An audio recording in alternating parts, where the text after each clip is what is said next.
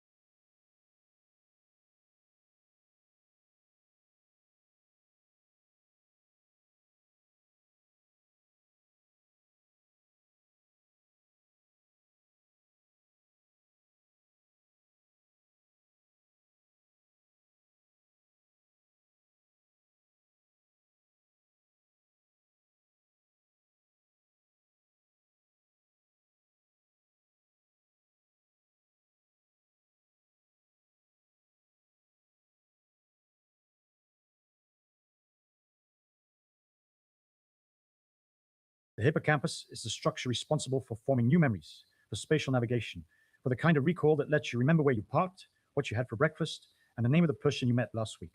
Its steady decline was considered as inevitable as the graying of hair. Textbooks taught it, research grants assumed it, clinical practice accepted it. Kirk Erickson at the University of Pittsburgh designed an experiment to challenge that assumption directly. In 2011, he took 120 sedentary older adults, average age 67, people who had not been exercising regularly, and randomly assigned half to a walking program, 40 minutes of moderate walking, 3 times per week for 1 year. The other half did stretching exercises for the same duration and frequency. Before and after the year, Erickson measured hippocampal volume using structural MRI, the same imaging technique used to track the decline that textbooks said was irreversible. In the stretching group, the hippocampus shrank as expected, following the trajectory that decades of neuroscience had documented, declining at the predicted rate. In the walking group, the hippocampus grew by roughly 2%. 1 year of walking 3 times a week reversed approximately 1 to 2 years of age. Related hippocampal atrophy. The walkers also perform significantly better on spatial memory tests, the kind of memory that allows you to navigate a familiar neighborhood, find your car in a parking lot, remember the layout of a new building. The result was published in the Proceedings of the National Academy of Sciences, and it forced a revision of what neuroscience could say about the aging brain. What drives the growth is a protein called brain-derived neurotrophic factor, BDNF. Walking increases BDNF production in the brain, and BDNF promotes the survival of existing neurons, the growth of new synaptic connections, and, critically, neurogenesis, the birth of new neurons in the dentate gyrus of the hippocampus. The walkers were not just preserving brain tissue, they were growing it. New neurons, new connections, in a structure that the scientific consensus had said could not regenerate. The consensus was wrong. The walking proved it. Erickson's result required no gym, no trainer, no equipment, no medication. It required walking at a moderate pace, a pace where conversation is comfortable, where breathing is elevated but not strained, where the body is working but not suffering, for 40 minutes, 3 times per week. The dose that grew the hippocampus is a walk around the neighborhood, 3 times a week, at a pace you can sustain while talking to a friend. If you have noticed that your memory is not what it was, that names take longer to surface, that you walk into rooms and forget why, that the sharp recall of 10 years ago has softened. Part of what you are experiencing is hippocampal volume loss. And part of that loss is reversible, not with a drug, not with a crossword puzzle, not with a supplement marketed for brain health. With walking, the protein that builds new brain tissue is released by the mechanical act of sustained moderate movement. The body has to move for the brain to grow. There's another system that walking maintains that becomes critical after 65, and it is the system most directly connected to the falls that change lives. Balance is not a single ability. It is a real-time integration of 3 sensory systems: vision, the vestibular system in your inner ear, and proprioception, the network of senses in your joints, tendons, and muscle spindles that detect the position and movement of your body in space. The proprioceptive sensors in your ankles and feet are particularly important for walking balance. They detect the angle of the ground surface, the shift of your center of mass, and the subtle adjustments needed to keep you upright on every step. These sensors maintain their accuracy through use. They calibrate to a body that is moving. When the body stops moving, when days are spent sitting in a chair or standing in one position, the proprioceptive system decalibrates. The sensors become less sensitive. The response time slows. The real-time adjustments that prevent a stumble from becoming a fall become less precise. The loss of balance that many people over 65 experience is not entirely neurological decline. A significant component is proprioceptive decalibration from disuse. Sensors that have not been challenged by the varying surfaces, the weight shifts, the small corrections that every step on uneven ground demands. Walking on varied terrain, sidewalks, grass, gentle slopes, gravel paths, recalibrates these sensors actively. Each step is a balance challenge that the proprioceptive system solves in real time, and each solution refines the system's accuracy. A daily walk is a daily proprioceptive training session that no balance exercise in a gym fully replicates, because the gym floor is flat and predictable, and the real world is not. Now, the measurement from the beginning of this story pays off. Studenski's meta analysis covered 35,000 people over 65, followed across multiple studies for 6 to 21 years. Gait speed, measured over 4 meters of flat ground, time to the tenth of a second, predicted survival more accurately than age, sex, chronic disease burden, hospitalization history, or body mass index. People who walked faster lived longer. The relationship was continuous. Every increment of speed correlated with lower mortality, and the relationship held across every subgroup: men and women, healthy and chronically ill, young old, and old old. Studensky's interpretation explains why this works. Gait speed is not itself the cause of longevity. It is a summary measurement, a single number that reflects the integrated function of the entire body compressed into one observable act. Walking requires your heart to deliver oxygen to working muscles. It requires your lungs to exchange gases efficiently enough to sustain the demand. It requires your muscles to generate force against gravity. It requires your bones to bear the load without pain. It requires your nervous system to maintain balance on every step, coordinate the firing sequence of dozens of muscles, and process the sensory environment in real time. It requires your brain to plan the route, anticipate obstacles, and sustain the intention to move forward. When any of these systems degrades, cardiovascular, pulmonary, musculoskeletal, neurological, cognitive, the body protects itself by slowing down. Gait speed is the body's self report on the state of every system simultaneously. No blood test captures that. No image scan captures that. 4 meters of flat ground captures it. A comfortable walking speed of roughly meter per second, about 2.25 miles per hour, is associated with median life expectancy at most ages over 65. Speeds above 1.2 meters per second are associated with better than expected survival. Speeds below zero point 0.6 meters per second are associated with significantly increased mortality risk. The number is not a death sentence, and it is not a guarantee. It is a reflection of how well the walking machine is functioning, and the walking machine is the entire body. If you have noticed that you walk more slowly than you used to, that crossing the street in the time the signal allows has become harder, that younger people pass you on the sidewalk, that walking to the shop takes longer than it did 5 years ago, that change is the most important vital sign no one is routinely measuring. And gait speed is not fixed, it responds to intervention. Walking more regularly, consistently, at the best pace you can sustain improves every system that determines the speed. The measurement and the treatment are the same act. Start walking, even 10 minutes a day, even slowly, even with a cane, and the systems respond in a specific sequence that the body has been waiting to execute. On the first walk, the venous and lymphatic pumps activate. Blood moves upward from the feet. Lymph begins circulating through tissues that have been stagnant. You may notice that your ankles are less swollen by evening. Within the first week, fascial hydration improves. The morning stiffness eases. The first minutes of the day feel less locked. The body warms up faster. Digestion normalizes as peristalsis reactivates. The gut begins moving food on a timeline it recognizes. Within 2 to 3 weeks, the cardiovascular system adapts. Resting heart rate drops slightly as stroke volume improves, blood pressure settles lower, and the same distance that left you breathless at the start begins to feel manageable. You walk the same route and arrive less winded. That is not willpower. That is cardiac adaptation.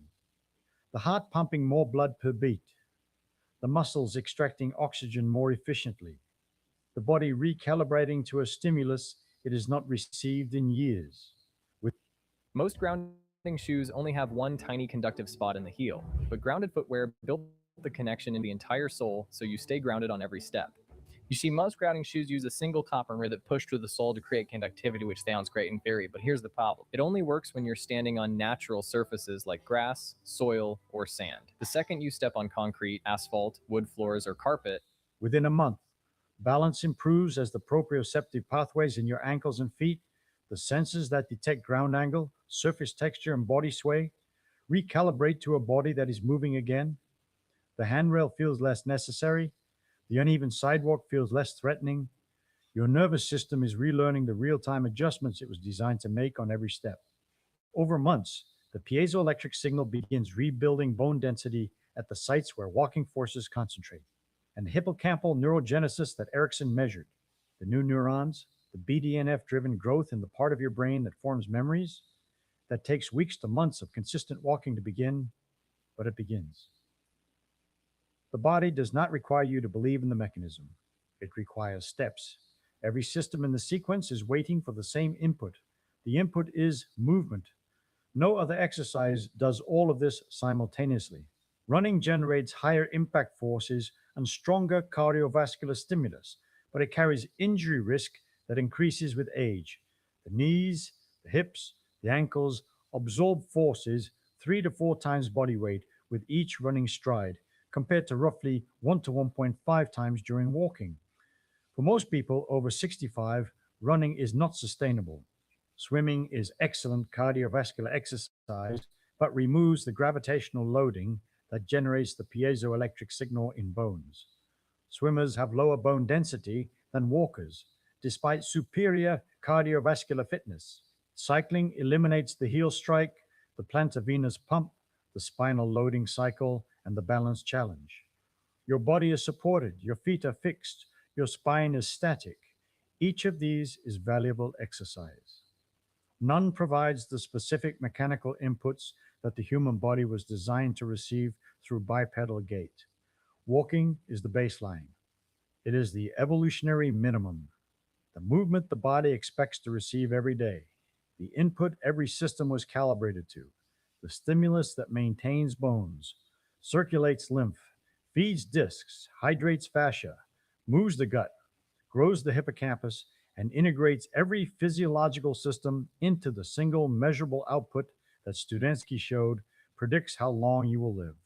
For a body that has been sitting for most of its recent years, walking is the single most effective intervention available because it restores simultaneously every system that stillness degrades, and it requires nothing but the decision to begin. 2,400 years ago, Hippocrates wrote 5 words that contain more physics than he could have known. Walking is man's best medicine. Every mechanism described here, the piezoelectric bones, the lymphatic pump, the spinal nutrition, the hippocampal growth, the gait speed that predicts how long you will live, is the physics underneath those 5 words. The prescription has not changed in 2.5 millennia. The body it was written for has not changed either. It is still a walking machine. It is still waiting to be used. I'm a doctor, and my passion is to alleviate arthritis pain using nothing but natural methods. Can you guess the top 3 foods that I would recommend you to eat? The first one is olive oil.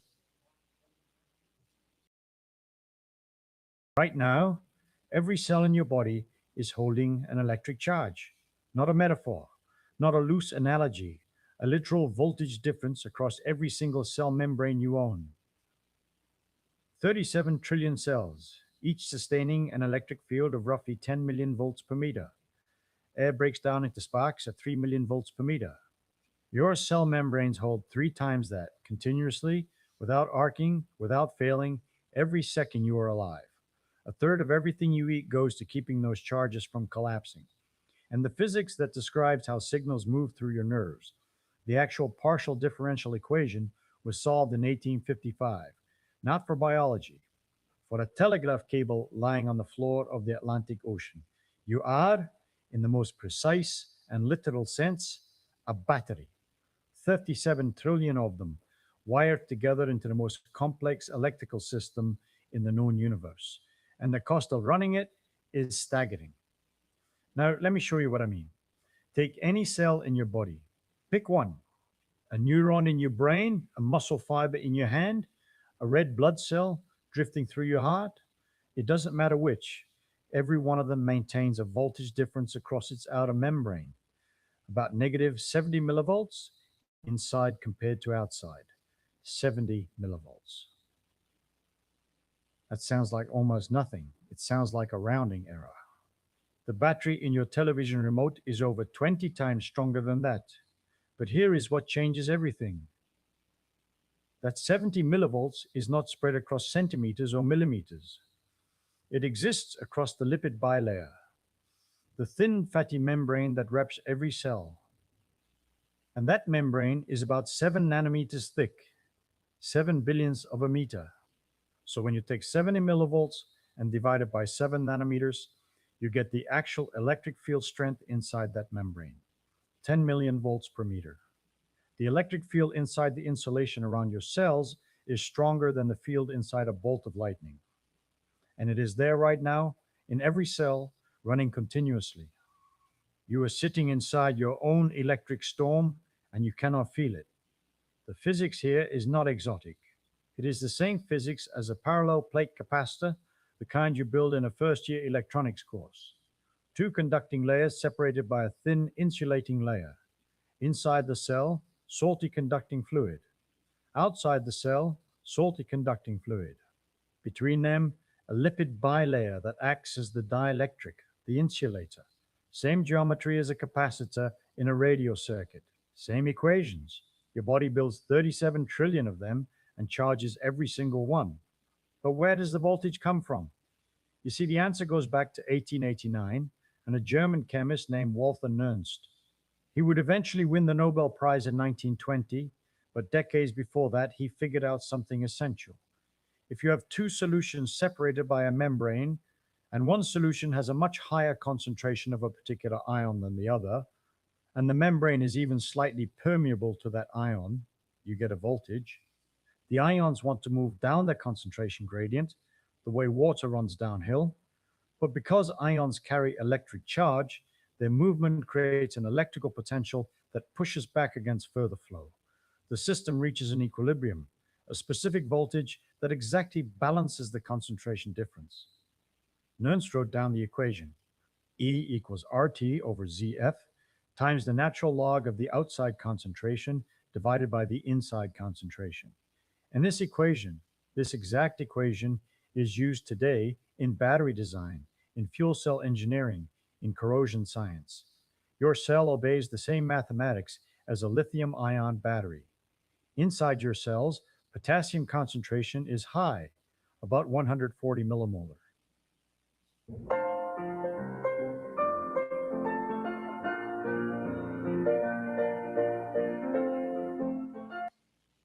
Outside, it is low, about 5. Sodium is the reverse. High outside at 145 millimolar, low inside at around 12. These concentration differences are enormous.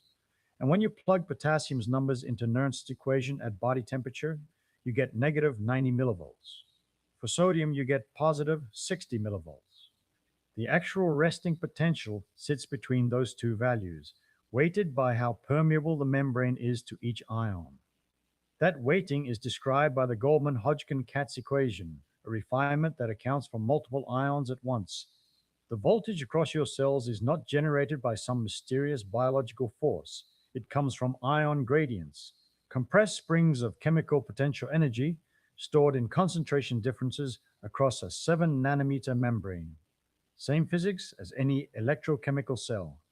Every cell in your body is a tiny battery, and Nernst's 1889 equation tells you exactly what voltage it will produce. And all of that electricity, 37 trillion cells firing, is measurable from outside your body. Every EEG reading of your brain, every ECG tracing of your heart, every EMG recording of your muscles. You radiate your own electricity. Other instruments can see it. Other organisms can sense it. But I will come back to that. First, there's something more urgent to understand. A third of everything you eat maintains this charge. And I have not told you why yet. Here's the problem. Those ion gradients, the high potassium inside, the high sodium outside, they are not stable. They are thermodynamically unstable. Sodium ions leak into your cells through tiny channels. Potassium ions leak out. Every second, the gradients are decaying. The voltage is drifting towards zero. Thermodynamics demands it. Equilibrium means equal concentrations on both sides, which means zero voltage, which means no electrical signaling, no muscle contraction, no heartbeat, no thought. Equilibrium for a living cell is the end. This is not a slow drift. This is an ongoing war. Your body is not maintaining electricity the way a battery sits on a shelf. It is fighting to keep electricity the way you fight to keep a boat from sinking, constantly bailing water because the leaks never stop. So every cell fights it continuously without stopping for your entire life. The weapon is a protein embedded in every cell membrane called the sodium potassium ATPase. It was discovered in 1957 by a Danish scientist named Jens Christian Skue, and the story of how he found it is worth knowing. Skue was studying crab nerves, not human neurons, not mammalian tissue, crab nerves. He was trying to understand how local anesthetics worked, and he kept finding this enzyme in nerve membranes that consumed ATP, the cell's energy currency, but only when both sodium and potassium were present. It made no sense to the biochemists around him. They were focused on the grand mechanisms of cellular metabolism, the electron transport chain, the citric acid cycle. An enzyme in a crab leg that needed two specific ions to function. It looked like a curiosity. For years, his work was largely ignored. Colleagues dismissed it. Journals showed little interest. A crab nerve enzyme, who cared? But Skue understood what he had found. He saw what others could not, that this enzyme was not a curiosity. It was the pump, the molecular machine that pushes sodium out and potassium in, against their concentration gradients, burning ATP to do it.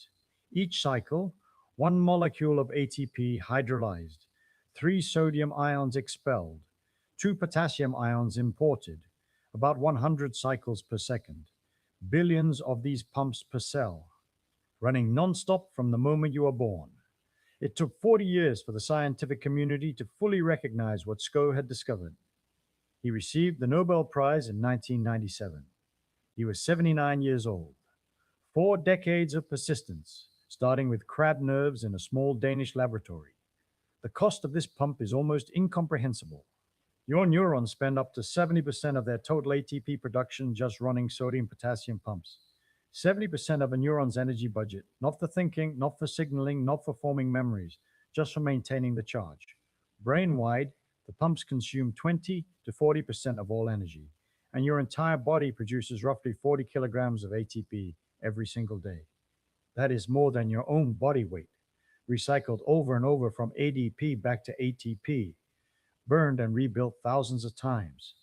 Of that 40 kilograms, somewhere between 10 and 15 kilograms is consumed exclusively by sodium-potassium pumps every day, just to keep 37 trillion capacitors from discharging.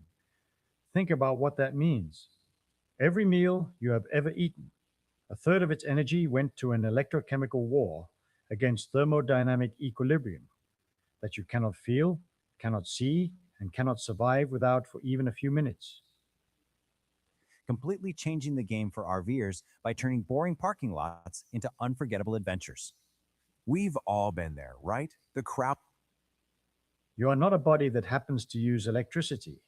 You are an electrical system that eats food to stay charged. And here is a detail that I find particularly beautiful. The pump is electrogenic.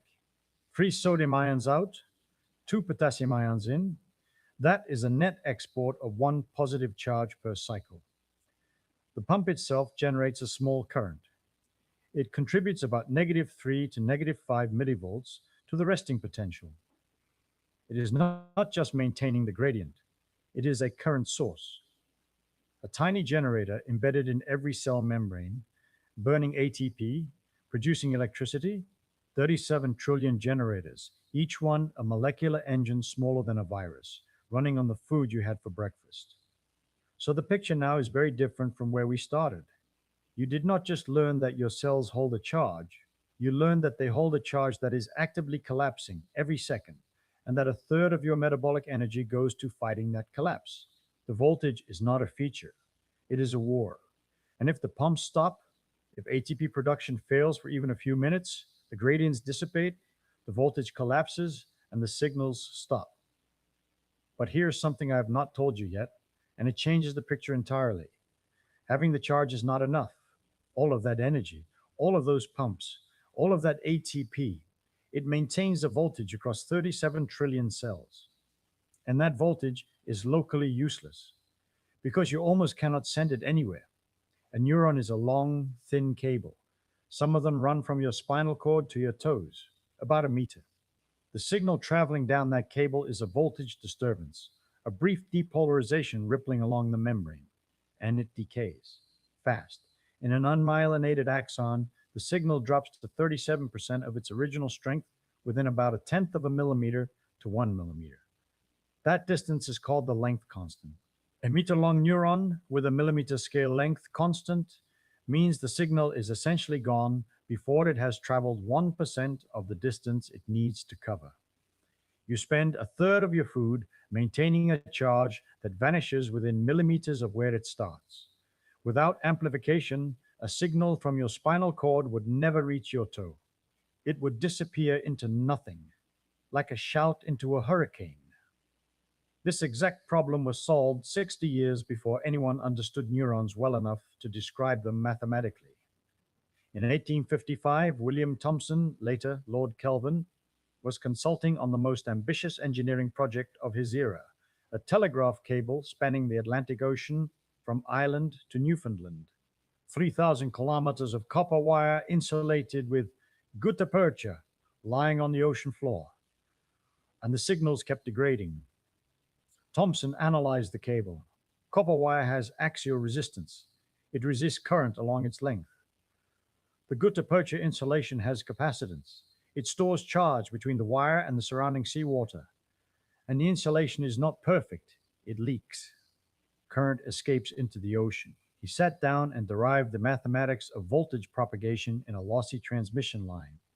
A partial differential equation, tau times the partial derivative of voltage with respect to time, equals lambda squared times the second partial derivative of voltage with respect to distance minus v.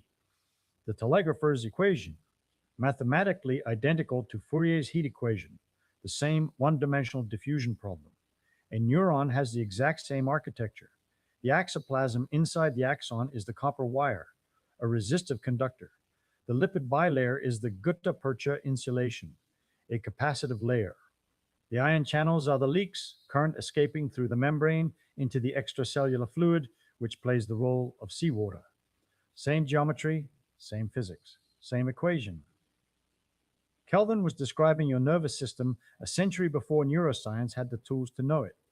Thomson's solution for the telegraph was to place repeaters along the cable. Boost the signal at intervals before it decays below usable levels. His mirror galvanometer amplified the faint signals arriving after 3,000 kilometers. Queen Victoria sent a message to President Buchanan. It took 16 hours to transmit, but it worked. Victoria knighted Thomson in 1866. He became Lord Kelvin. Evolution arrived at exactly the same engineering solution, independently, hundreds of millions of years earlier. Myelin, a fatty sheath wrapped around axon segments by specialized glial cells. The myelin increases membrane resistance dramatically and reduces capacitance, which means less current leaks out and less charge is wasted storing on the membrane surface. Between the myelinated segments, there are small gaps, nodes of Ranvier, where voltage-gated sodium channels cluster densely. At each node, the signal is regenerated to full amplitude, not passively conducted, actively boosted. The signal hops from node to node. Saltatory conduction, from the Latin saltare, to jump. Same cable, better insulation. Strategically placed amplifiers. The result is extraordinary. Unmyelinated axons conduct at about 1 meter per second.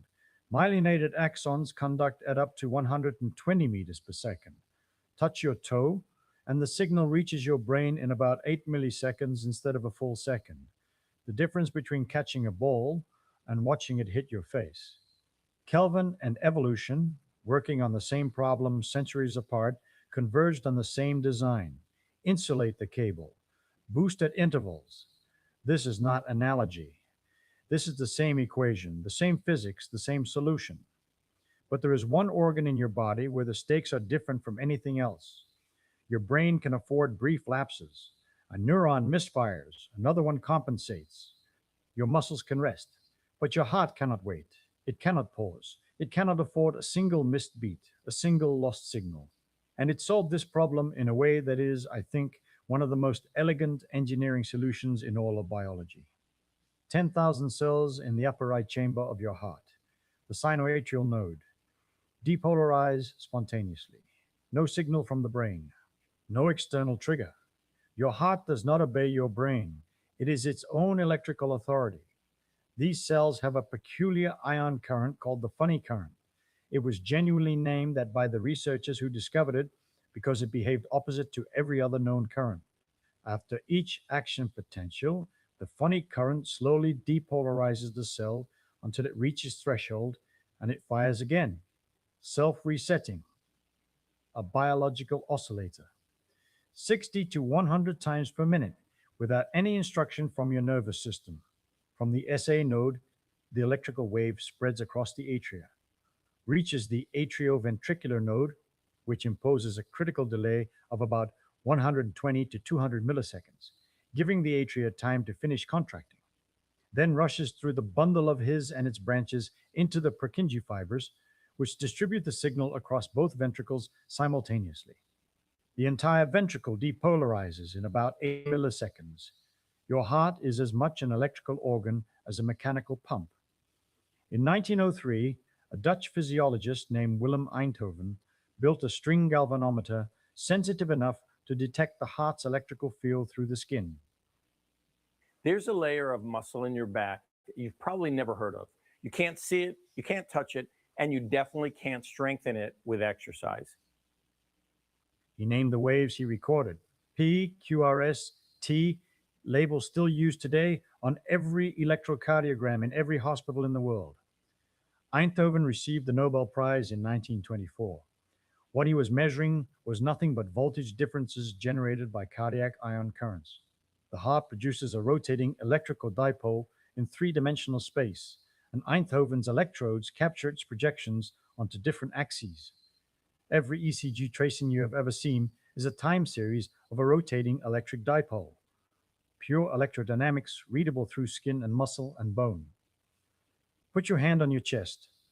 What you feel is not just a mechanical thump. It is the physical consequence of an electrical wave sweeping through cardiac tissue at that very moment, depolarizing millions of cells in a precise sequence that has not stopped since before you were born. And here is a design detail that separates you from being alive and not. A cardiac action potential lasts 200 to 300 milliseconds. A neural action potential lasts 1 to 2 milliseconds. The heart's is 100 times longer because of a sustained calcium influx that creates a long plateau phase. During that plateau, the cell cannot be re-excited. It is absolutely refractory. This prevents the heart from tetanizing, from contracting and staying contracted the way a skeletal muscle does when stimulated too rapidly. If your heart could tetanize, a single burst of abnormal electrical activity would lock it in permanent contraction, and that would be the end. The long refractory period is not a limitation. It is the single most critical safety mechanism in your body. When that coordinated pattern breaks, when regions of the heart start firing independently, chaotically, out of rhythm, that is fibrillation. The heart quivers instead of pumping, and a defibrillator does not restart the heart. That is one of the most common misunderstandings in medicine. A defibrillator delivers a massive electrical pulse, 200 to 360 joules in about 5 milliseconds, that depolarizes every cardiac cell simultaneously, resets them all to the same electrical state.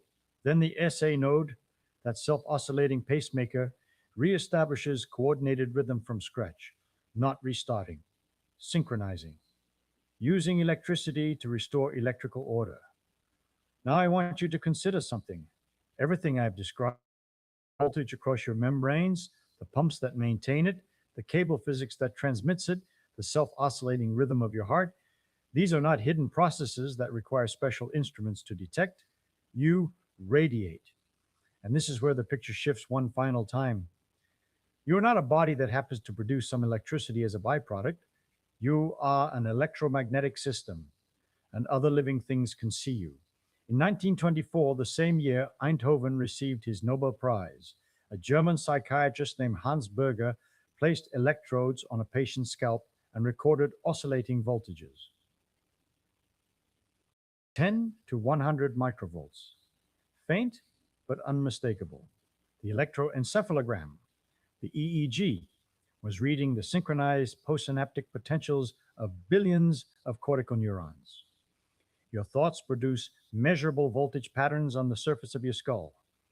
The magnetic fields are even more remarkable. Every electrical current generates a magnetic field. That is Maxwell's physics, fundamental electrodynamics.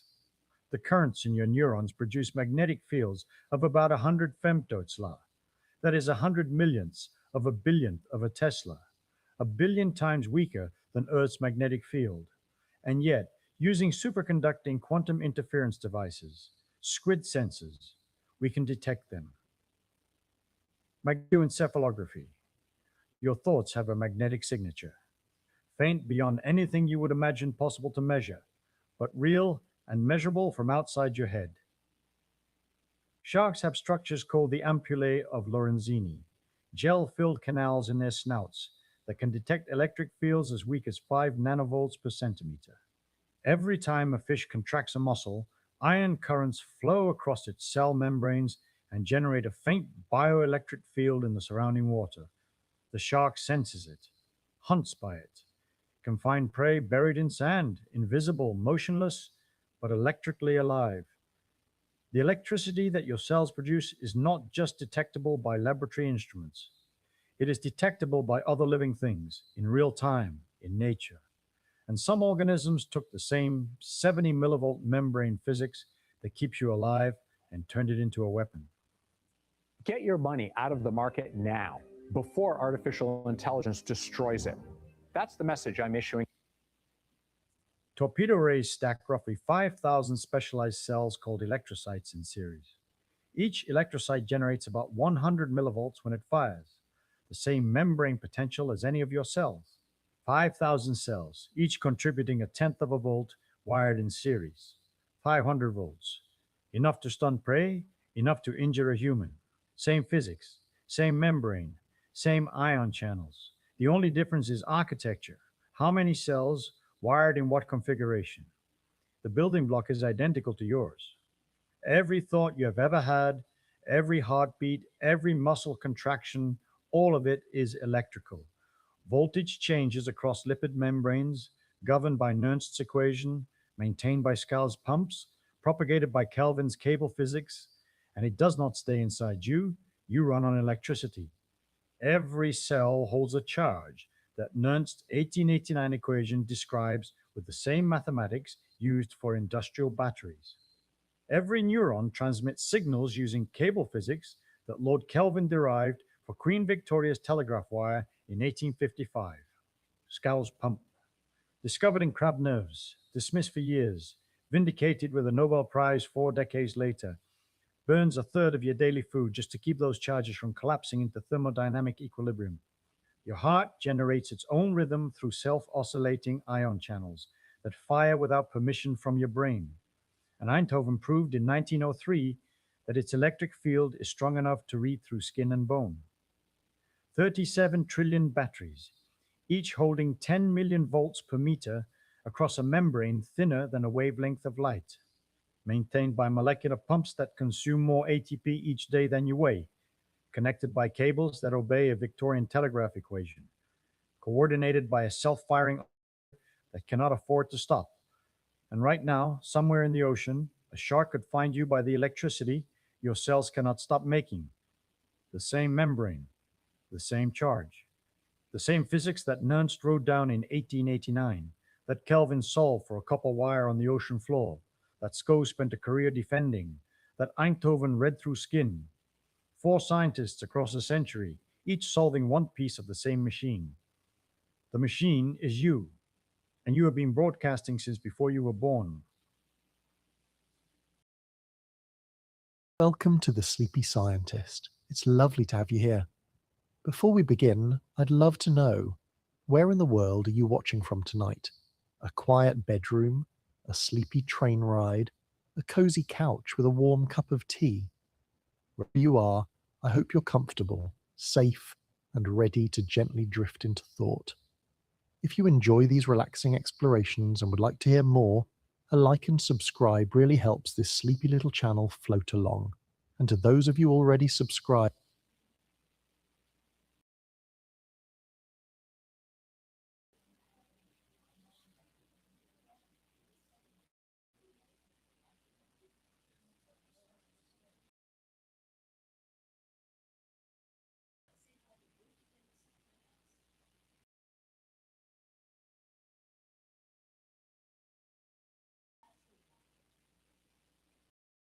Elon Musk's XAI has released its newest AI model, Grok 4, I believe as of 4 a.m. UK time, so about 3 hours, been live for 3 hours. What can we expect when it comes to this new iteration? All right, welcome to the Grok 4 release here. This is the smartest AI in the world. We're going to show you exactly how and why. It really is remarkable to see the advancement of artificial intelligence. The XAI team was there to unveil Grok 4. This is the latest artificial intelligence system. Grok's AI was given a simple task: find contradictions in the Bible. Most people assumed they already knew how that would go.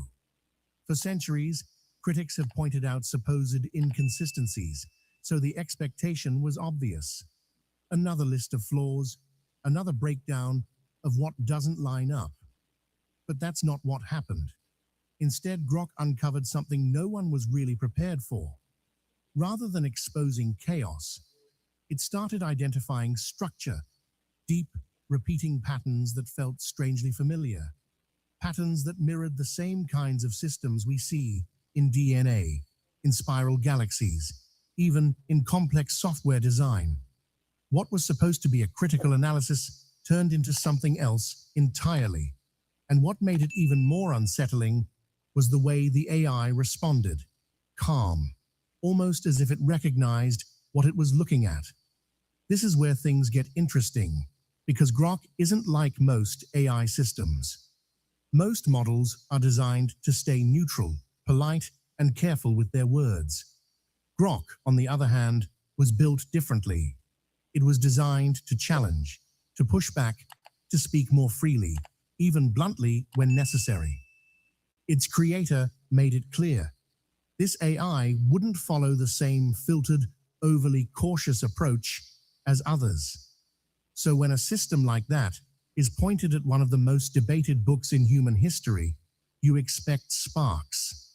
A user asked it to list contradictions in the Bible. The assumption? It would echo the same arguments seen across forums, debates, and lectures. Things like the two creation accounts in Genesis, differences in the resurrection stories, or apparent tension between Paul's letters and Jesus' teachings. But Grok didn't go down that path. Instead, it paused and reframed the entire question. It suggested that what people often label as contradictions might actually be something else. Not errors, but indicators of depth. Not flaws, but layers. And this wasn't an emotional defense. It was a computational perspective. Because to Grok, the Bible wasn't just a religious text. It was data. Unlike static systems, Grok is connected to real-time conversations through X.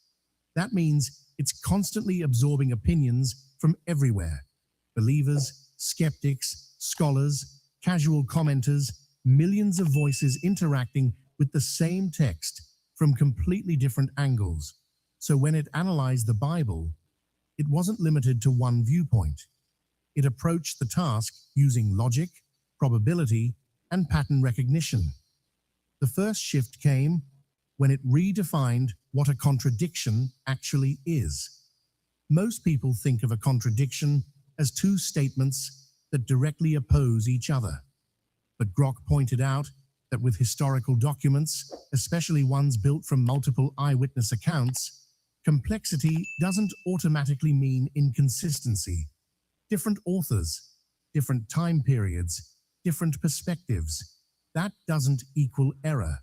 It can also mean layered documentation. Then Grok made a comparison that changed everything. It compared the Gospels to witness testimonies at a crime scene. Now, that idea isn't new to scholars, but hearing it from an AI gave it a different weight. It felt less like belief, more like logic. Grok explained it simply. If 4 witnesses described an event using identical wording, a detective would get suspicious. That kind of perfect alignment suggests coordination, not authenticity. Real people don't remember things the same way. One person notices details, another focuses on sounds, someone else remembers emotions or specific moments. Natural testimony overlaps, but it isn't identical. So when Grok analyzed the Gospels, Matthew, Mark, Luke, and John, it didn't see contradictions. It saw variation within consistency. One mentions an angel, another doesn't. One lists 2 women, another includes more. But the core event stays the same. Something happened, something significant, and all 4 accounts point to it. To Grok, that wasn't a problem. It was a signal of authenticity. But it didn't stop there. The AI began tracing patterns across books written centuries apart. It identified recurring themes and structures that aligned in ways that felt too precise to dismiss as coincidence. At that point, the discussion shifted. This was no longer just about literature. It started to feel like something closer to programming. Because from Grok's perspective, the Bible wasn't behaving like a typical book. It resembled a kind of system, a framework that had persisted through time, through translation, copying, cultural shifts, and still retained its internal structure. For a machine designed to detect patterns and logic, that wasn't something to ignore. It was something to investigate. And what came next pushed the idea even further. Grok didn't just challenge the idea of contradiction, it reframed it entirely. It suggested that what we often see as conflict might actually be complementary perspectives, fitting together in ways we don't immediately recognize. It took a familiar argument and turned it into something unexpectedly thought-provoking. And that's where everything started to change. Grok brought the conversation back to something simple, something real, something everyone understands. A car crash. That was the example it chose. The AI explained it like this. Imagine asking 4 different people to describe a collision at an intersection. If every single one of them gives you the exact same account, same words, same pauses, same details, that's not convincing. That's suspicious. Because real people don't remember things like that. Memory doesn't work like a script. Real events don't produce perfectly synchronized stories unless those stories have been rehearsed. In fact, when testimonies line up too neatly, investigators often see that as a warning sign, not proof. But when 4 witnesses describe the same incident from different angles, what you get isn't confusion. You get perspective. One person might remember the sound of impact. Another might recall a shadow or movement.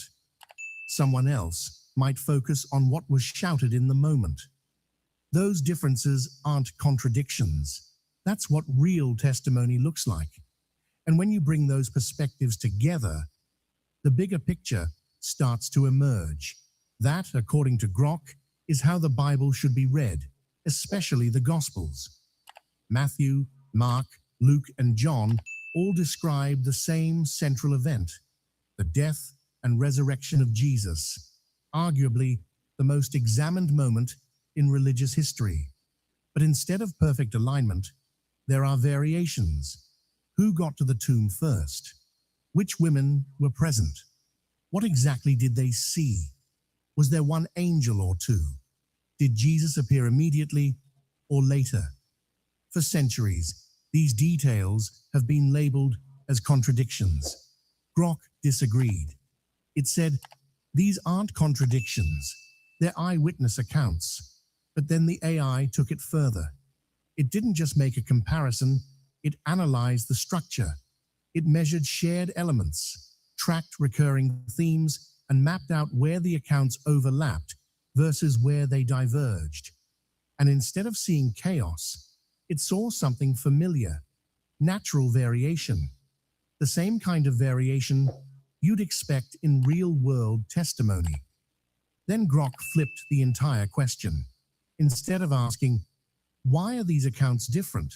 It asked, what would it take for them to be identical? Its answer was blunt, deliberate editing. If all four Gospels matched perfectly, word for word, it would suggest they came from a single, controlled source. That kind of uniformity would actually be easier to produce and easier to defend. But that's not what we have. We have four distinct voices, four perspectives, four narratives shaped by different audiences and intentions, and none of them seem concerned with smoothing out every detail for the sake of consistency. To Grok, that wasn't a weakness. That was a mark of authenticity. Take the resurrection morning as an example. One account mentions Mary Magdalene and another Mary. Another includes Salome. A different one adds Joanna. And one focuses almost entirely on Mary Magdalene alone. At first glance, it feels messy, but Grok interpreted it differently. Each writer highlighted individuals who mattered most to their version of the story, their community, their focus, their message. Not every account needed to list every person present. That's how human memory works. The AI even compared these patterns to modern data, courtroom transcripts, historical records, accident reports. Across the board, it found the same principle. Perfect agreement is rare. What matters is whether the core details align. And in the Gospels, they do. All four accounts agree the tomb was empty. The body was gone. Something extraordinary had occurred. And the reaction, fear, confusion, belief, was consistent across the board. Grok pointed out something else that often gets overlooked. Many so-called contradictions aren't contradictions at all. They're omissions. If one account mentions an angel and another doesn't, that doesn't mean they conflict. It just means one included a detail the other didn't.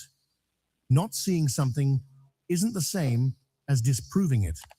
In fact, Grok argued that these differences suggest no one sat down to harmonize the stories into a single, polished version. And that, again, points toward authenticity. What made this moment stand out wasn't that the AI was defending religion. It wasn't. It was defending logic. It was simply stating that when you evaluate these texts through the lens of how human memory and testimony actually work, they hold together better than many assume. And that's what caught people off guard. Not just what Grok found, but what it didn't. It didn't uncover a clear breaking point. It didn't expose a fatal inconsistency. Instead, it revealed a pattern. Consistency embedded within complexity. Order hidden inside variation. And that shifted the conversation. Because suddenly, the question wasn't about belief anymore. It was about structure. Whether someone believes the events happened or not, the way the accounts are written doesn't violate the rules of truth. It follows them. But just when it seemed like Grok had reached its conclusion, it pivoted again. It stopped focusing on the witnesses and started examining the system behind the words. Because beneath the narratives, beyond the debates, it detected something else, a pattern, a structure, almost like code. And that's when things escalated. The discussion moved beyond testimony and into design.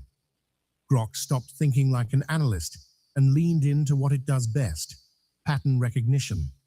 And what it began to uncover wasn't just intriguing, it was mathematical. The AI turned its attention to an ancient concept known as gematria, the idea that in Hebrew, every letter carries a numerical value. That means the text isn't just language, it's also numbers. From the opening line of Genesis to the final prophetic writings, the structure can be read as a numerical system. Most people never notice this, but Grok did. It approached the text not like a reader, but like a processor. Starting with Genesis 1:1, it identified a precise structure. 7 words, 28 letters, a multiple of 7. Then it expanded the analysis.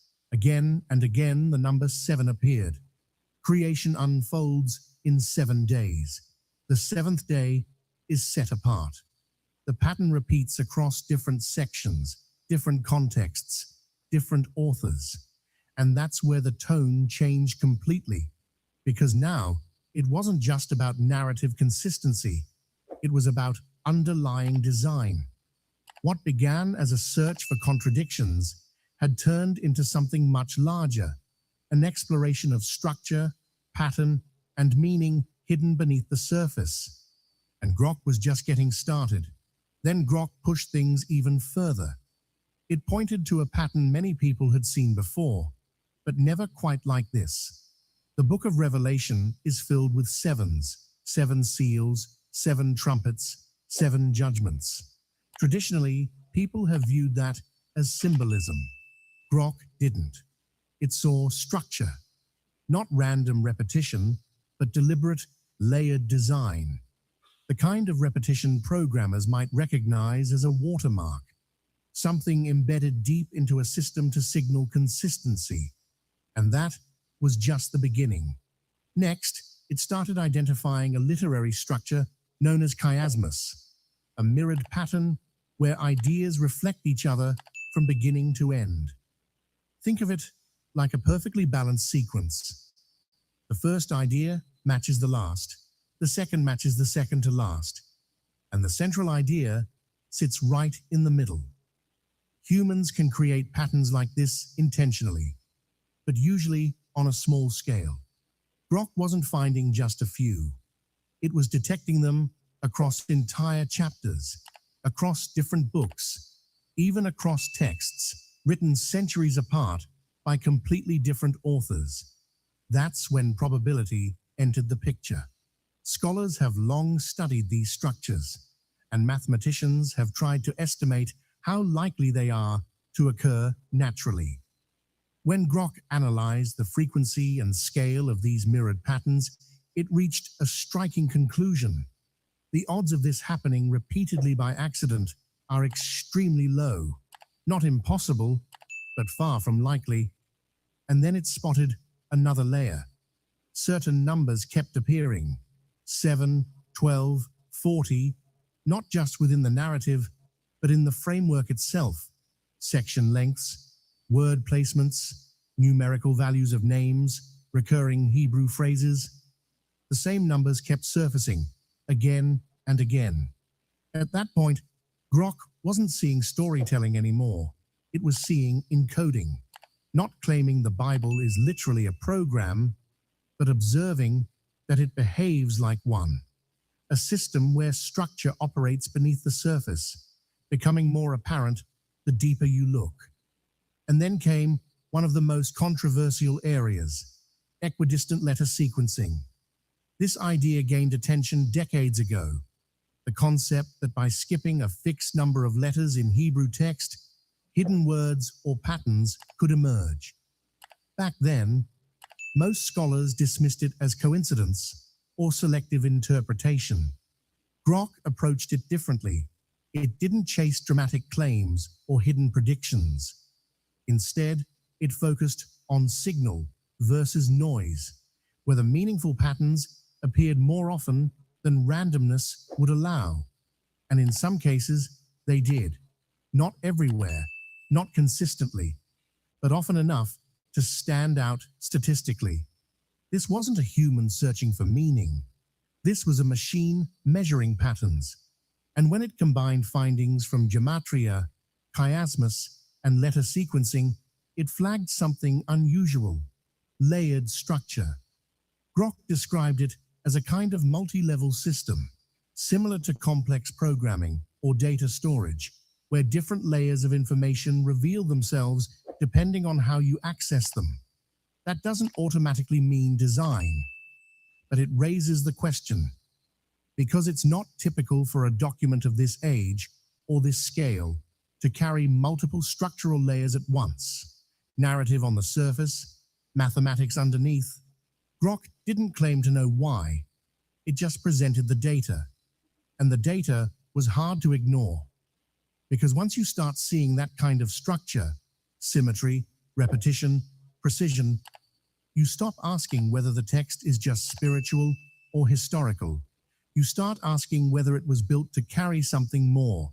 And just when it seemed like the analysis couldn't go any deeper, it did. Grok shifted from language to nature. And that's when things got even stranger. It introduced a pattern found everywhere in the natural world, the Fibonacci sequence. A simple progression where each number is the sum of the two before it. 1, 2, 3, 5, 8, 13, 21, and so on. This sequence appears in leaf arrangements, pine cones, ocean waves, even the spirals of galaxies. It's one of nature's most consistent patterns. And according to Grok, traces of this same structure appear in scripture. At first, that sounds like a stretch, but Grok wasn't speaking metaphorically. It was analyzing structure by mapping keyword frequency, poetic rhythms, and narrative pacing. It began to detect patterns that loosely aligned with Fibonacci spacing. Not perfectly, not in every passage, but frequently enough to stand out. Take the Psalms, for example. Grok noticed that certain thematic groupings seemed to unfold in a rhythm that matched Fibonacci progression, not by chapter number, but by how ideas developed. One introduces a theme, another expands it, a third reinforces it, and later ones reflect back.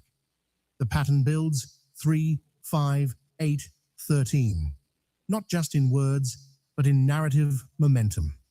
To a human, that could feel like overinterpretation. So Grok tested it. It ran the same analysis on other texts, works by Shakespeare, the Quran, even modern writing. While patterns appeared elsewhere, the frequency and consistency of Fibonacci-like structure in scripture stood out. Then it went even deeper. It mapped entire story arcs, like the account of Noah, from the initial command to preparation, to rising tension, to peak crisis, and finally, resolution. The pacing followed a curve: slow build-up, sharp climax, gradual release, mirroring the same proportions seen in natural growth patterns. It found similar rhythms in the life of Jesus: birth, ministry, conflict, death, resurrection. Again, not perfectly, but consistently enough to raise questions. And that question became unavoidable. If the same ratios that shape plants, storms, and galaxies also appear in the structure of an ancient text, what does that mean? Is it intentional or something else entirely? Grok didn't answer. It kept analyzing.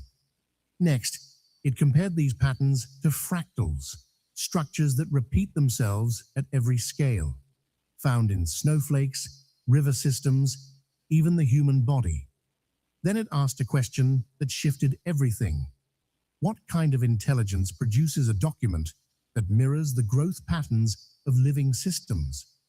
At that point, the debate about contradictions had completely disappeared. No one was arguing anymore.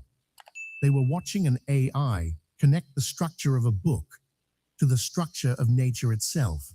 And that was unsettling, not because it proved anything, but because of what it suggested. Most people think of the Bible in two ways, either as divine revelation or as human creation.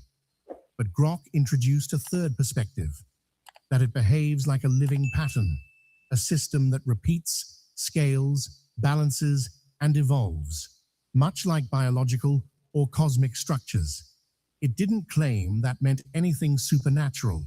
It didn't take sides. It simply recognized the pattern, structure within story, ratios within rhythm, logic hidden beneath tradition. And that's what left the room silent. Not because Grok gave a final answer, but because it asked a question no one was ready for. If the same mathematical patterns shape galaxies and also appear in a text written over centuries by different people, then where is that pattern really coming from? And perhaps even more unsettling, if nature follows these patterns and scripture reflects them, what happens when a machine starts predicting them? The reaction wasn't loud. There was no outrage, no applause, just silence. For a moment, nobody spoke. Not the believers, not the skeptics, just quiet. Even the skeptics had nothing to say. The people who usually dismiss anything religious without hesitation, silent. And that silence said more than any argument ever could.